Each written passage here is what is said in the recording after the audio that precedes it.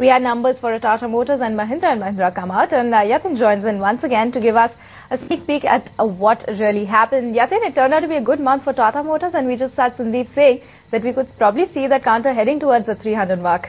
I won't comment on the stock price. Possibly, most of the brokerages have a target in excess of 300, 330. That is the kind of valuation range most of them are assigning for Tata Motors. But that apart, Tata Motors has posted a record sales in the month of March. In fact, the sales for Tata Motors for the month of March on a total basis have come in at close to 1 lakh units versus 83,300 units approximately, which were higher by nearly 20% on a year-on-year basis. A strong number coming in for Tata Motors.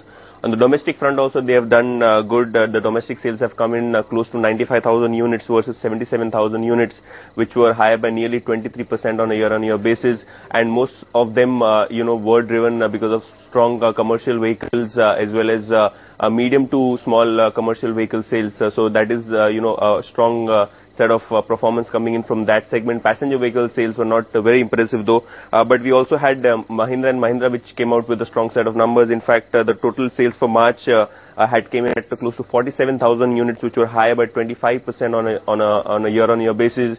And they also disclosed the number for FY12. In FY12, they have done close to 4.83 lakh units, which were higher by 28% versus FY11. So clearly, when it comes to FY12, a decent set of volume number is what M&M posted. But there was a seasonality factor, I would rather say, in Tata Motors and M&M, because we had the overhang of diesel tax being introduced in the budget. So there were a lot of dealers as well as the company which were pushing sales for diesel vehicles. And do remember, Mahindra and Mahindra is a 100% diesel engine manufacturer run vehicles, as well as Tata Motors have most of the sales coming in from the diesel segment. So because of the overhang of the diesel tax, we had all of these companies which were disbursing aggressively to all the dealers, and in fact dealers also had additional stocks so that the diesel tax impact could be diluted to some extent to the customers. So most of the auto players have posted 10 to 20,000 units better than what was expected, largely because of the diesel tax fear.